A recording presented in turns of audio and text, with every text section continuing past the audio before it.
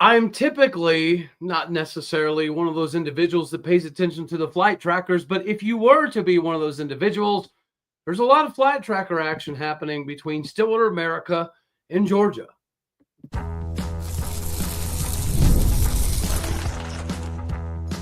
You are Locked On Oklahoma State, your daily podcast on the Oklahoma State Cowboys, part of the Locked On Podcast Network, your team every day. Howdy, y'all, and hello, all. Welcome into this live edition. We're doing this essentially to test out the microphone, and because we're going to be live tomorrow, I wanted to make sure that there was no kinks. So feel free to pop up in the comments section if you're having any audio issues. Anywho, yes, we're going to roll right into this conversation in regards to the coaching search coming down in Stillwater. There's been a lot of flight tracker action going to Georgia, which naturally is where Zach Robinson is. So most people assume that's what the flight tracker action was about, was conversations with Zach Robinson. But I do think it goes a little bit deeper than that. Before we get rocking and rolling today, we are partially today brought to you by FanDuel. Make every moment matter more, especially right now when new customers can bet $5. If it's a winner, you'll get $300 back in bonus bets. All right, so we get to slide right into this conversation of who I think the dream team should be. We've covered the Vegas odds, statistically speaking, on some of the John Gruden and the Gus Malzahn and even the James Franklin and Jim Knowles scenario. But I have yet to give my personal take on who the dream team would be for me. I have been unapologetically behind both Zach Robinson and G.J. Kinney, but that was partially because I did not think that Todd Monken was an option, primarily because of the success that he's had in Baltimore, but secondarily, him and Mike Gundy are really, really close. So I didn't presume he would want to be the guy that comes in to clean up his buddy's mess, because that's essentially how things have shaken down. But they're not exactly cruising right now in Baltimore, so there is some instability. There might even be some instability regarding Harbaugh. So these flight trackers to Georgia, yes, it's probably to have some Zach Robinson conversations, but also Todd has his own place in Georgia. I didn't think Todd Monken was an option, but if Todd Monken is an option, to me, that is the ideal scenario. Yeah, I know Todd Monken's on the older side of 59 years old, but obviously longevity is important. His connections to Oklahoma State should be important. His ability to get into living rooms is going to be pretty astronomical. His ability to connect with people, to get him on staff, also should be next level. Obviously, he's been at Oklahoma State a couple different times, and then being a head coach at Southern Miss before going to the NFL. He's been in the NFL since 2016, and he did temporarily go back to Georgia for a couple seasons before returning back to the NFL. Two-time CFP national champion, of course, as a coach, and he was the Conference USA Coach of the Year as a head coach in 2015. I think, again, this is an ideal scenario for Oklahoma State. If you could get somebody of that caliber that does have some of those Stillwater connections, that would be absolutely massive. The name recognition, the donor base would obviously be extremely happy with a heavy-hitting name like Todd Monken. And then as the offense coordinator / head coach in waiting, my ideal scenario would, in fact, be Zach Robinson. And I know there's been some people talking about how Zach Robinson's not doing so hot in Atlanta and he might be on a short leash. I wholeheartely disagree, because currently the Atlanta Falcons are the number two total offense in the entire NFL. They're the number one rushing attack in the entire NFL. They have the 11th ranked passing game per game in the NFL. He's ninth in yards per completion. He's also got the 4th ranked team in the NFL in time of possession. So all of this, Zach Robinson's offenses are unimaginative and they're not creative enough. I wholeheartedly disagree, and I think the statistics will reflect that in the NFL. There's also always been a conversation, well, why would Zach Robinson leave the NFL if things are going so well? I think even in the summer, you can look back to the conversations that were being had in regards to Zach Robinson possibly coming in. There is some speculation that he was even willing to do like the head coach in waiting thing during the offseason with Mike Gundy, and maybe Mike Gundy wasn't a big fan of that. It seems to be a common consensus. If that was pitched to Mike Gundy during this Board of Regents stuff, he obviously was not going to let it fly. That's why I think that if he got the head coach in waiting title to go alongside Todd Monken, that would cover a lot of things. And as far as the defensive coordinator goes, the thumbnail is going to be a dead giveaway, of course. But I went back and forth between Jim Knowles and obviously Eric Henderson. Eric Henderson does have some connections to Oklahoma State, and I think that he would be an excellent addition, even more so than Jim Knowles, primarily because, Jim Knowles is a savant, you could say, right? He's an absolute tactician when it comes to designing a defense, but he's also been called kind of a quirky individual. And I don't know that you want a 59-year-old Todd Monken with an equally aged Jim Knowles on the defensive side of the ball. It does seem that some of the most successful coaches right now in the new hiring game are somewhat young. And I think that's because there's a relatability factor to the recruiting aspect of things nowadays. The 7-on-7 and how that can be incorporated into your development, those are new things that are kind of new. So the newer coaches completely understand that. And Eric Henderson, according to 247 Sports, in the 2026 cycle is the #1 recruiter in the United States of America, not just the Big Ten, all of the country. Eric Henderson is viewed as the top guy who has been in the NFL, as well as, again, being at Oklahoma State 2013, 2015. He helped with the development of Emmanuel Ogbah when he was here. Then he went on to the Chargers, then the Rams, that's where he worked with Zach Robinson as a Ram in the NFL. And now he's the co-defensive coordinator, defensive lines coach, and run game coordinator at USC, while also, again, being the #1 recruiting guy in the country right now, according to 247 Sports. That is what we need. On top of that, he is a Super Bowl champion. He's a 2-time UFL champion, first-team All-ACC in 2003, and 2-time second-team All-ACC in 2004-05, where he played defensive line at Georgia Tech. That is my ideal scenario. That is my Mount Rushmore. If you could get Todd Monken as the head coach, Zach Robinson as the offensive coordinator / head coach in waiting, and you could get Eric Henderson as the defensive coordinator. Again, the reason I chose Eric Henderson over Jim Knowles is just because of the recruiting abilities that he clearly has. His connection to Oklahoma State, and there have been reports out there that Eric Henderson has reached out to Oklahoma State in the last handful of years to try to get back on the staff, right? I believe when we were getting rid of Greg Richmond, before we hired Paul Randolph, Eric Henderson was an individual that not only wanted the job, but he felt pretty confident that he could get the job.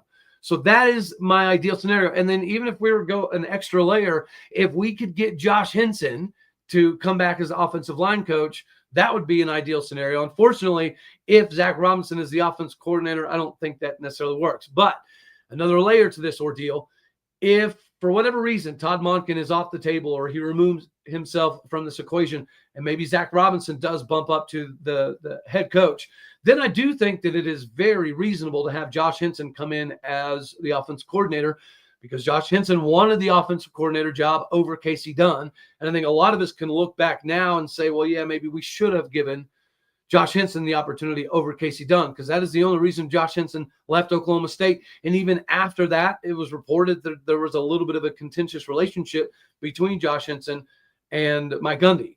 So whether it be Todd Monken with Zach Robinson as the offensive coordinator, head coach in waiting title, I would love Eric Henderson to be the defensive coordinator, primarily because of the recruiting acumen that he has and the development of the defense.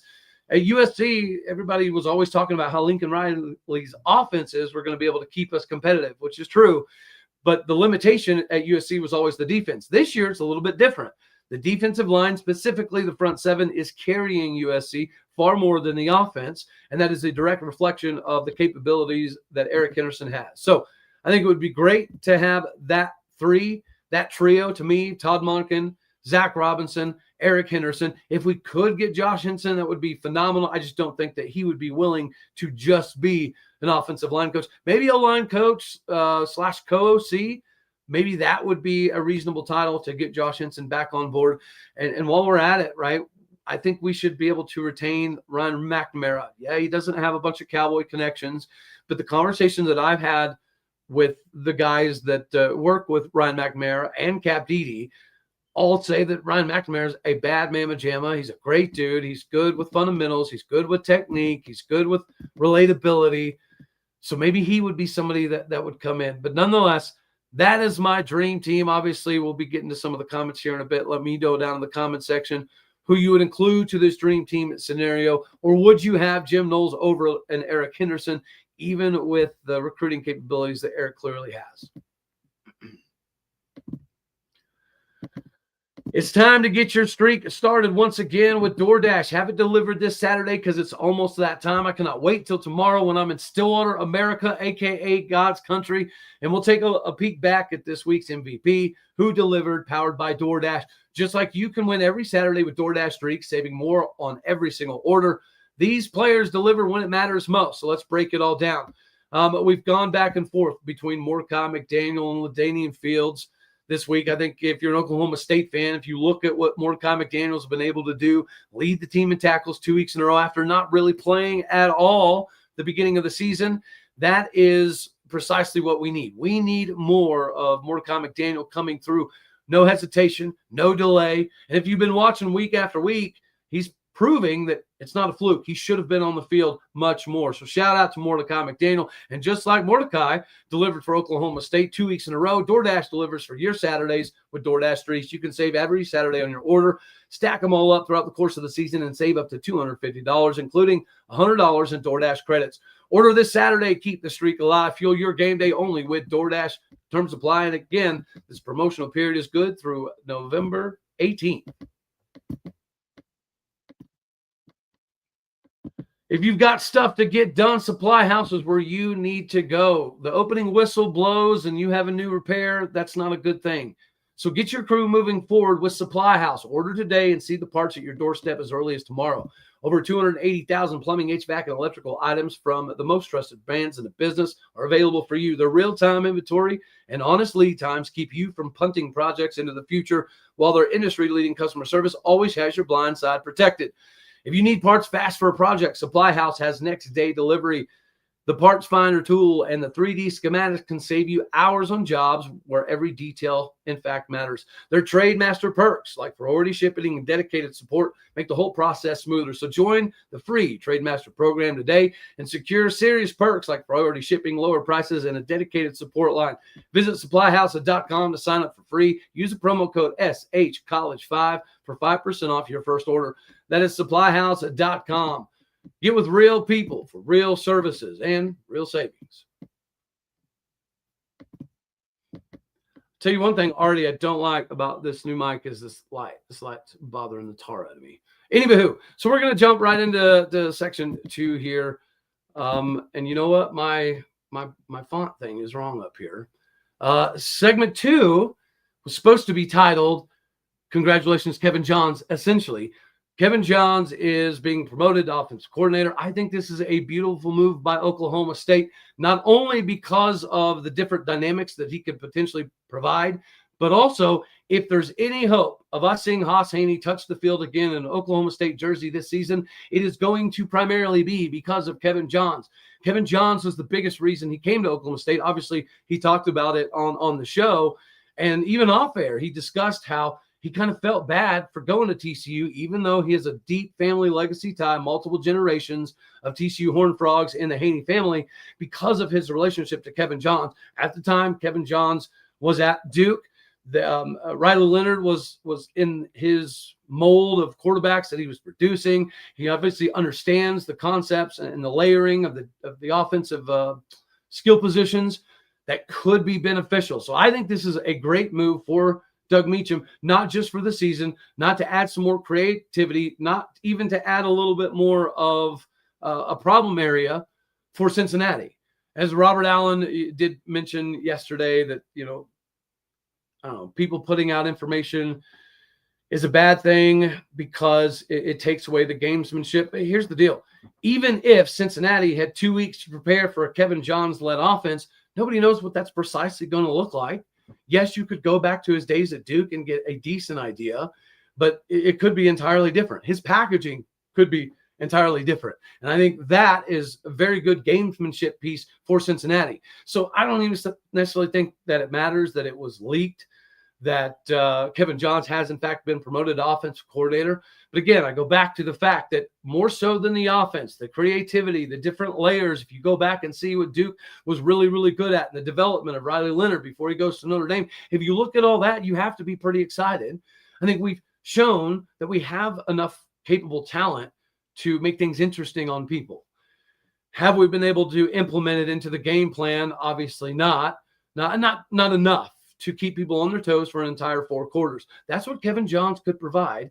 And the developmental aspects from the quarterback position, if you don't have a Zane Flores and you currently don't have a Haas Haney, we should be able to see a little bit more out of Sam Jackson, because if Kevin Johns is going to run a system that was suited for Haas Haney, that also should be applicable for a Sam Jackson the fifth as well. And it doesn't even necessarily have to be the RPO stuff. That is another layer to this. Kevin Johns has been at a couple different stops where the offensive systems were a little bit of a differentiation from what we've currently been running. That zone read concept is obviously extremely popular. It only works if you have a quarterback athletic enough to pull it off. Sam Jackson the fifth is that. But, there has been some tendencies to not be able to carry it out through the entire 4 quarters. That is something that Kevin Johns should likely be able to provide in this ballgame. So I love this move. I think it's great for Sam Jackson the fifth. I also think that it could open another avenue for Noah Walters. If we're looking for quarterback development, we know Kevin Johns can do it because he has a proven track record of doing it. Perhaps if we see more of Noah Walters in this ballgame, that could be an additional layer that TCU cannot, or Cincinnati cannot really prepare for. So congratulations to Kevin Johns on getting this upgrade. I think this is a great move. And again, his relationship with Haas Haney is the reason Haas Haney is a Cowboy. So if we're going to have a conversation about retaining a Haas Haney, I think it's going to be through the eyes of Kevin Johns. So the development we see in this week with Kevin Johns as the play caller, I think will go a long way in making a determination on whether he's an individual that could be a viable candidate to be retained, right? We talked about some of the staff acquisitions yesterday and how many people should be retained. We didn't bring up Kevin Johns, but we obviously should have. Because if we want to keep Haas Haney, and I think that most out here in Cowboy country definitely do, if there's going to be one of the cornerstone pieces for the new staff, it probably should be a Haas Haney. And if Doug Meacham's putting himself on display to maybe be a wide receivers coach, but maybe not quite at the head coaching level, this could be a massive moment for Kevin Johns to not only prove that his quarterback acumen is still top-notch, but he clearly wants to be an OC. So if we're talking about auditions for guys like Clint Bowen and Doug Meacham, this is also an audition for Kevin Johns, and that has me pretty excited. If we see glimpses of Sam Jackson V and what Haas Haney was supposed to bring to the offense, I think you could correlate that directly to the Kevin Johns effect. All right, ladies and gentlemen, before we do get to segment 3 so we can get out on the highway here, we got to talk about being ready, and you need to be Rougiette ready. What do you do when you have a bald eagle standing on top of a silverback gorilla riding a T-Rex? Well, you have confidence, pure confidence. If you're looking for something beyond the usual pill that's going to give you that level of confidence, it is going to be with Rougiette Ready. It's time to meet Rougiette and go long. Fellas, we've all heard of Viagra or Cialis. Maybe some of us have even tried them. But if you're looking for something beyond the usual pill, it's time to meet Rougiette Go Long. That is exactly where Rougiette's Go Long comes in. This isn't just a regular ED pill. It's a total game changer for your confidence. So Go Long is going to help you because Go Long combines 2 doctor-trusted medications in one dual-action formula so you can get hard and go the distance. Get hard, stay hard, go all the way. The effects can last up to 36 hours. That is confidence all day and night, even into the next day. The process is simple. Connect with a board-certified doctor 100% online, and if it's prescribed, your treatment ships discreetly right to your door. If prescribed, your treatment goes right to your doorstep, no questions asked. If you're ready to level up in the bedroom and be the king ding-a-ling you've always wanted to be, head to Rougiette.com and use promo code LOCKEDONCollege, all one word, for 15% off your first order. That is Rougiette, Rougiette.com, promo code LOCKEDONCollege, all one word. Make sure that you use our code so they know we sent you to be the king ding-a-ling of your bedroom. Last but not least, it's capitalization season, which means FanDuel is here for you, and the NFL is here for you as well. If your Cowboys are a little downtrodden on the season, right now, new customers can bet just $5 and get $300 back in bonus bets if it's a winner. All you have to do is pick the bet, put your $5 down. If it hits, you'll unlock $300 back in bonus bets to use all across the app. And you already know, it makes the game much more exhilarating because your investment level is that much more. So whether you're just a casual fan or you like diving deep into the stats, FanDuel makes your game day experience so much better simply because of the investment level. That's the power of laying a bet down. So what are you waiting for? Lay it down. Visit FanDuel.com to download the FanDuel app today and get started with the bee's knees of all of your betting needs. All right, last segment here before we get to a few comments and get out on the highway. The injury report. Yes, it's absolutely crazy. If you noticed, Oklahoma State put theirs out, and it's obviously something that we don't think we would have anticipated out of Mike Gundy. I mean, if you look at Utah's availability report, they're not called injury reports anymore. Availability report.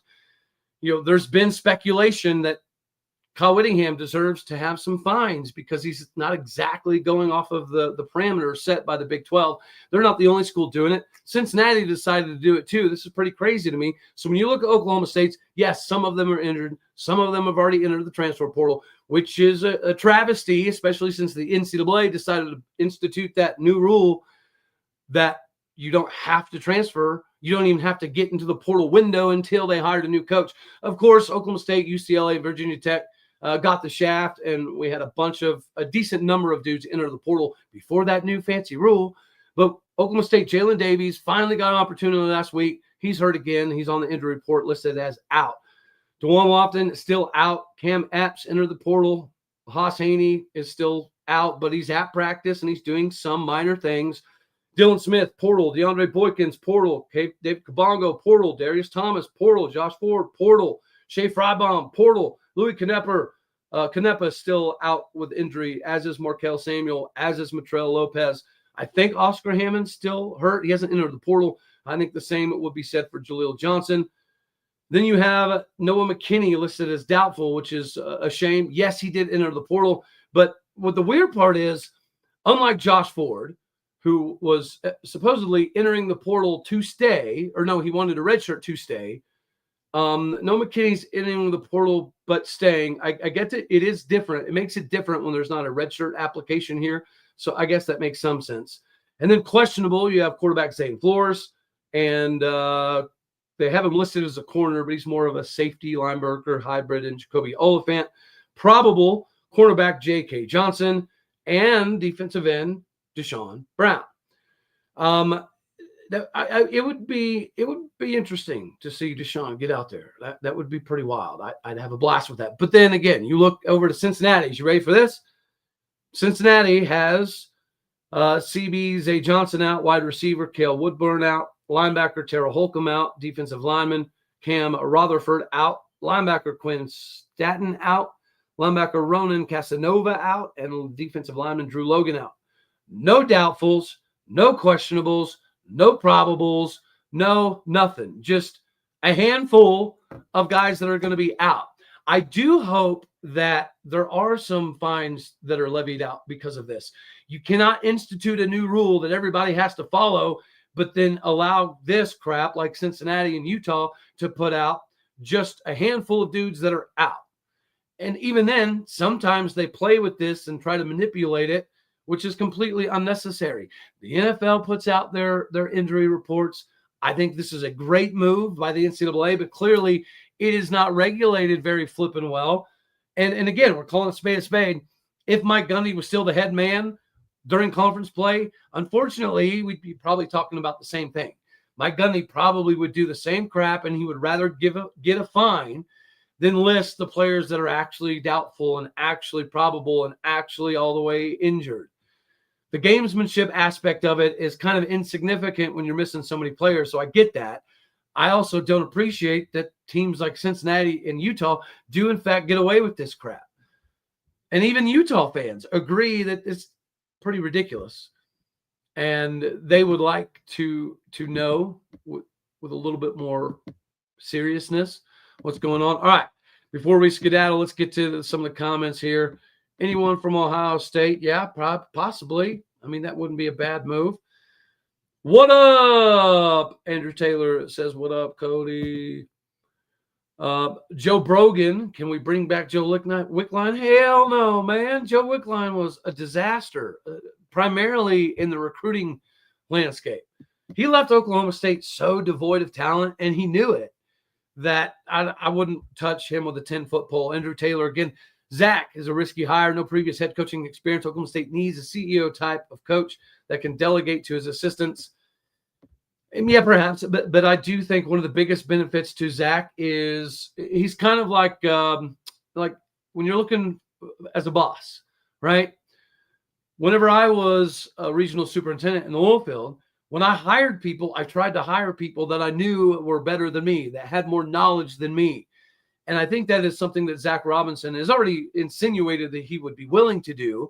But I'm pretty sure that his connections and his ability to understand the landscape of college football and NIL will be something that he delegates, at least to some degree, to somebody else. So, yeah, I understand he doesn't have coaching experience, and that's a little bit of a limiting factor. But his offense in the NFL is killing it. He had one horrendous week. Since then, they've been absolutely rolling. And his ability to bring back the old school Cowboys is the funnest part to me, is bringing the Des Bryants back constantly, the Tatum Bells, the Mason Rudolphs, the Russell Okung's, the Kendall Hunters. Those dudes should be at every single game. They should have their own section on the sidelines for every single game. They should be involved with every single recruiting pitch that we're doing. And if you can say anything negatively about Mike Gundy, it was not necessarily an alienation, but I've gotten tickets to former players because they're not shunned from coming back by any stretch, but it's not a welcoming thing, right? It's not like we've got people on the horn constantly with some of the legendary alums trying to get them to be a part of the program and be a part of the recruiting and be on the sidelines and be part of the atmosphere. They don't get that. Yes, when they come to games, they're treated very well, but it's not red carpet. They don't get VIP treatment. So and maybe, I don't know, maybe some of them should or shouldn't. But Zach Robinson would connect the dots of all the old school Cowboys, and they would be heavily involved in recruiting. So technically, yes, Oklahoma State needs to hire great assistant coaches. Absolutely. I like Jim Knowles. He's proved his experience. I completely agree. Cody, the season is over. Players are leaving and coaches are looking for new jobs. Let's talk about the future. We are talking about the future. Andrew, what do you mean, man?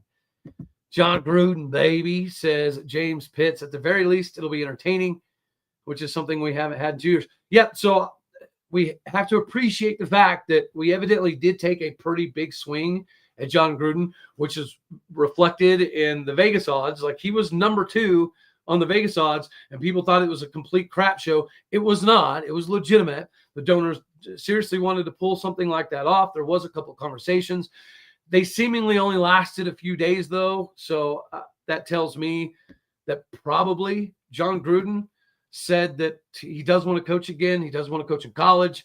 He appreciates the opportunity, but he wants to be in the SEC. And he said that previously. So I guess that does line up. Luke, let's just all enjoy poke hockey. You know what's funny about that, man? I got scolded by my bosses because I did a couple hockey episodes. And you just, statistically speaking, it's hard for anybody to get paid talking about hockey. But I wanted to, do something a little bit different. So I reached out to Oklahoma State hockey, multiple players or admin people multiple times, because if I can have a player on the show, it kind of makes it a little bit better, regardless of what the viewership numbers look like. But they were not interested. So I tried. to cover Oklahoma State hockey. I even did a couple hockey episodes, but I've got to up the ante a bit if I'm going to get the powers that be to show some love for it. Anywho, alrighty, guys. So we're going to have for this one right here. I will be doing a live show tomorrow at Coney Island. We'll be doing the Kappa ticket giveaway. Make sure that you go check out at Kappa Official on X, at OK State Probs. Go see Keaton. You can look at mine as well. They have the likes, the shares, the stories, the comments, and everything that you need to do to have an entry to win. And there's multiple layers of the entry, so make sure that you go check that out. Enter to win. Pop on by the Coney Island live tailgate tomorrow. I will be announcing the winners live on the air. and you'll get to meet some pretty heavy hitters from Oklahoma State and hopefully, if everything works out the way it's supposed to, the NBA. All right, y'all. See you tomorrow. Come stop by. I'll be wearing this. God bless. Go Pokes. Thank you for tuning in to make this your listen here on Locked On Oklahoma State. You could be anywhere, so happy you choose to be here. Do me a favor. Hit the like button if you liked it. Dislike it if you didn't. Oh, Cody, thanks for all the content. James Pitt watching from Germany, but originally from Stillwater. That's what I'm talking about. You know what? I don't look into the analytics of the channel enough, but I do find it extremely, important and entertaining to see people from other countries. There's a lot of people from Finland and Sweden that watch the show, which I think is pretty wild. So thank you very, very much. I greatly appreciate, yes, Pokes worldwide, all day, every day. I appreciate you guys swinging through. Go hit the like button. Podcast people out there, I will put this up in podcast country as well. Make sure that you do what you do. Hit the stars, leave some reviews. Alrighty, y'all. You know the drill. I'll see you tomorrow. Later, taters.